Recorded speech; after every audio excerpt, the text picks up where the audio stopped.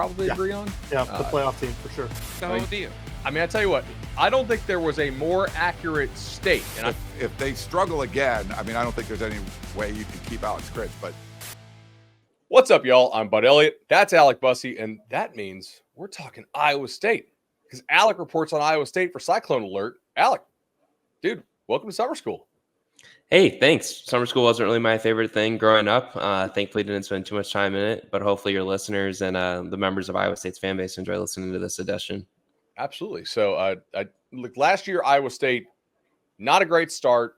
Pretty nice finish down the stretch. It not surprising that a Matt Campbell team would find themselves despite all of the craziness that was kind of swirling around the program to start the year. But they end up finding a pretty promising freshman quarterback and reel off a really, really nice Big 12 season. What's the mood of the fans there at Iowa State? Quiet optimism, I guess is how I would describe it. I think that Iowa State's kind of flying under the radar in a new expanded Big 12 that doesn't have the big dogs of Texas and Oklahoma anymore.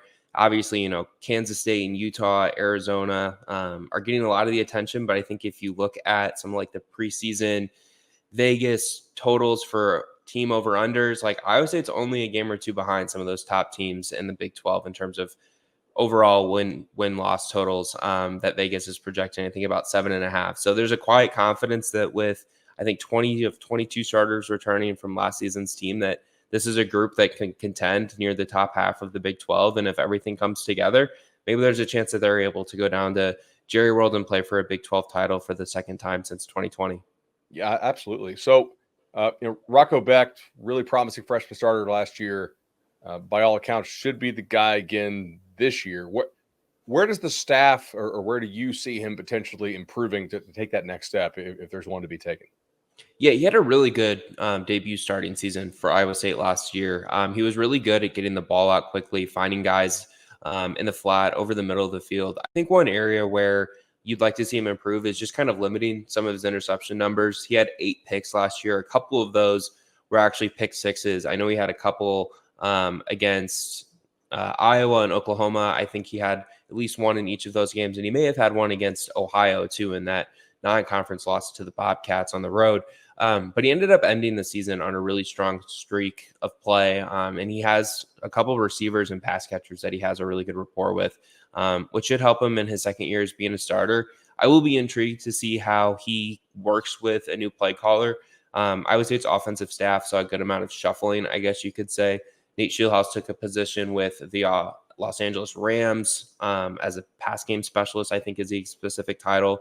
Matt Campbell promotes a longtime assistant, Taylor Mauser, from tight ends coach to offensive coordinator. He doesn't have any experience calling plays, so I think it'll be interesting to see how Becht and Mauser kind of build a rapport together and work together, but I don't expect the scheme to change a whole bunch. It's still going to be a Matt Campbell offense that wants to run the ball, and we'll throw it a little bit more this year with Becht returning, and then obviously, like I said, some talented receivers on the outside. What for fans at home who haven't watched them, like how would you describe Jalen Noel and Higgins in their game? It's kind of interesting. I feel like Jaden Higgins is somebody who, kind of surprises you with some of his big play capability. Like he wasn't a highly touted recruit. Iowa State got him from Eastern Kentucky out of the transfer portal prior to last season, and he kind of busted onto the scene midway through the year with a few big catches. He does a really good job of getting separation from defensive backs, getting on top of the defense. And I think Noel is maybe a little bit more of a crisp route runner and has the speed to break away from a defense. Noel's someone who they like to run over the middle of the field a little bit more, and Higgins will stay more on the sideline. One thing that I really liked about Iowa State's offense last year was that they lined them up in different spots, though. So it wasn't like Higgins would always line up on the right side of the offense or the left side. He would move in to slot as well as kind of change different sides of the offense. And Noel even got some action on the outside last year as well. But with some of the additions they've made and progression of young receivers on the depth chart, I think you'll see Noel spend a little bit more time at the slot this year than he has in the past. But he'll still go on the outside and make a lot of plays out there for Iowa State as well. Like I said, both are pretty reliable, good hands for both of them. They are consistent, and I think there's a chance that both of them could reach 1,000 yards this season if everything kind of comes together for them. Last year, they combined for close to 1,700, including the bowl game, and about 13 touchdowns. So if they continue to progress, I think there's a possibility that, they each get, 850 to 1,000 yards and maybe combine for about 15 touchdowns this year if things go really well for Iowa State offensively. Speaking of that, things going well for them offensively, everybody returns on the offensive line. That according to my sheet, like that's pretty awesome. Obviously, we're not going to waste listeners' time saying, "Hey, it's great when everybody's back." It is, but is there a guy or two on that line who the staff or yourself thinks has a chance to really make a big time jump with that extra year? Yeah, I think one name that's really worth tracking is Brendan Black. He started 7 games for Iowa State last year as a true freshman at offensive guard. He didn't start at the beginning of the season, but he was inserted into the lineup as the year progressed.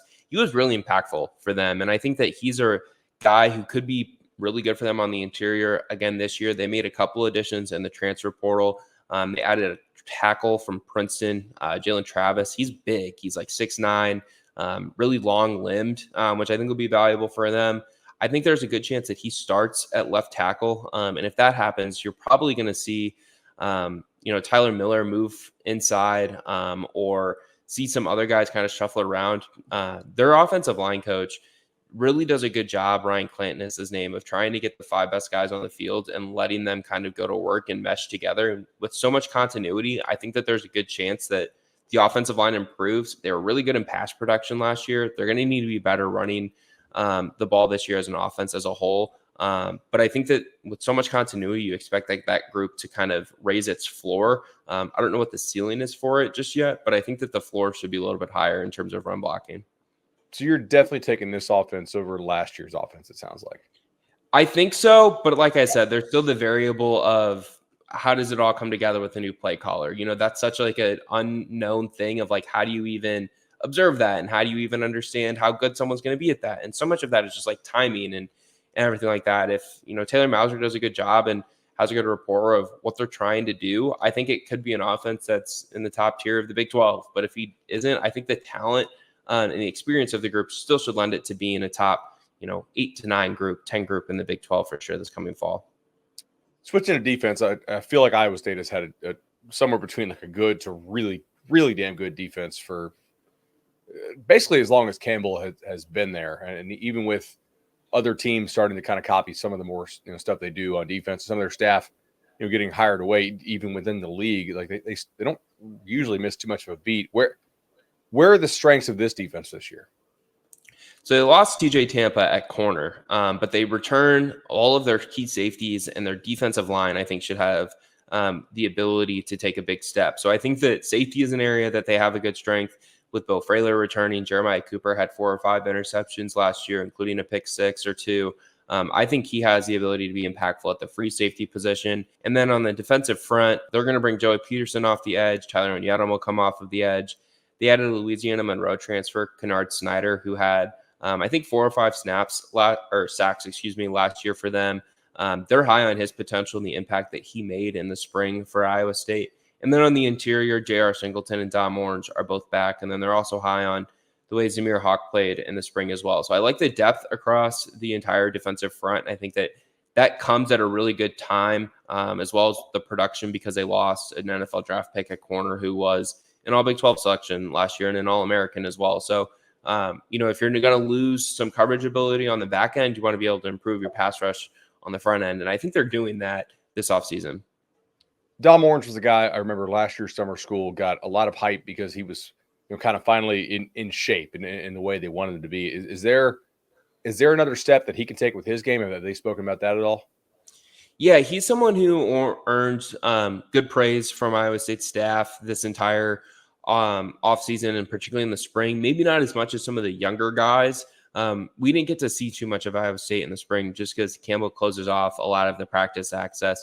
And then the one practice that we were able to see, their spring scrimmage or spring game, whatever you want to call it, he didn't play too much because they didn't play a lot of the starters. So I don't know how much he improved in the spring and in the offseason. He's someone who they're high on his potential long-term. He had about 7 tackles, I think, last season. But, when you're on the interior of a defensive line of a 3-man front, your job isn't necessarily to get in the backfield a ton and make a ton of plays. He's more of someone who opens up gaps for linebackers to make plays and different things like that. I do think he has the potential to make a good impact again for Iowa State this fall. Like you said, he got in good shape last year. He's about 340, 335 pounds, somewhere within that range, and has good size at 6'4". So I think that he's someone who should make a good impact for Iowa State this coming fall. Is there a guy that, you guys who cover Iowa State's like, and this guy should be getting some all conference love, and I don't hear any of these national guys or even some of these Big 12 guys talking about him on this team? Yeah, that's a really good question. Caleb Bacon might be the name. A linebacker. He started his career as a walk-on. 2 years ago, he started his career as a walk-on, but he's worked his way into the rotation. Matt Campbell loves him. The entire defensive staff loves the production that he gives Iowa State. Really consistent, someone who's there on a lot of plays. He didn't start last year. They started true freshman Jack Sadowski a lot of times at his position, but Bacon was playing more snaps than him on a week-to-week basis. So I think Bacon would be the name that you should really kind of track on a national level as kind of a playmaking linebacker for Iowa State. And that's a position where, they've had good players throughout the last several years. Is there any chance this offense is better than the defense, or still probably defense first in Iowa State? I'll side with the defense just because of the recent history for the program. I mean, I think John Haycock is one of the best defensive coordinators in the country that maybe isn't talked about a lot. You hear, obviously like Jim Knowles leaving Oklahoma State for Ohio State a couple years ago in the Big 12 is a name that I think a lot of people know as a defensive coordinator nationally. And of course, being the defensive coordinator at Ohio State definitely lends itself to more fans nationally knowing your name than at Iowa State, just because of the attention that the program receives. But I think John Haycock's tenure at Iowa State is one of the best in the country for a defensive coordinator. And, for the last 3 or 4 years, like you said, their defense has been at the very top of the Big 12. And I think you have to expect it to be there again, even though they're losing an NFL draft pick at corner. All right, so you're sitting down Thursday night to write your game preview, and all of a sudden, this position group or that position group, they've got to play a bunch of the backups. Like, what are the position groups where you're the most unfazed? You're like, yeah, they got good depth there. I think they'll probably be okay. Most unfazed, I think I feel good about the offensive line's depth. Some of it's unproven just because they've played so many of the guys, so many snaps. But I really like how they've done a good job of balancing the scholarship chart or class balance at offensive line. At quarterback, they've got a former blue chip prospect in J.J. Cole. It's one that a lot of people may know just because of his status as a recruit. He's really big. He's like 6'7". I don't know how much you guys have talked about this, but he's actually the son of the people who started Cole's kicking. And a lot of people are probably like, well, why doesn't he kick then? Well, his feet are too big to kick. Fun fact, I didn't know if you knew that. Wow. Your feet could be too big to kick in football. I guess his R being 6'7", there's not many kickers that are that size. I like their depth at quarterback as long as Cole kind of takes some steps. Becht is going to be good. Tight end is another position that I think Iowa State feels really good at. Ben Bramer was an impactful true freshman for them. He had a touchdown in his first game last year against Northern Iowa. Steve Klotz is a little bit more of an H-back type for them. And then they're high on their 2 incoming freshmen, Keaton Roskop and Cooper Alexander. And Alexander's more of a pass-catching role. Defensive line, I'm really high on that. Just overall depth. Like I said, they returned everyone on that group. They didn't lose a single player, and that's inspiring. And then safety, like I said, they're deep there as well. Both Frailer returning, Jeremiah Cooper's back, Malik Verdon is back. His season was shortened last season because of a broken arm. But they returned those 3 guys. Drew Surgis returns, Jameson Patton comes back, and Tashawn James also returns after a redshirt year. And he's someone who was impactful and made a really big play in the Oklahoma State game for Iowa State last year. It definitely feels like they did not get the friendliest of schedule draws. They get Utah, they get Kansas State, they get Texas Tech, they get Kansas. I think UCF's decent.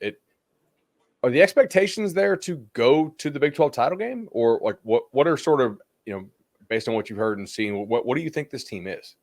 I don't think the expectation should be to go to the Big 12 title game. Like you said, they got a pretty difficult schedule. You mentioned a lot of those Big 12 teams. They also have to go on the road to play Iowa in the annual Cyhawk game. And, Iowa's probably a preseason top 25 team. Looks like a team that is going to win between 8 to 10 games, again, given their schedule in the Big 10. But you mentioned how tough their schedule is. A lot of those really difficult games are in the back half of the season or in the last month. They go on the road to Arrowhead and play Kansas. That's going to be a neutral site game as KU Stadium is being rebuilt. That'll be kind of a fun scene. They're going to go on the road to Utah. We know how good Utah is, especially with Cam Rising coming back and how difficult it is to win there.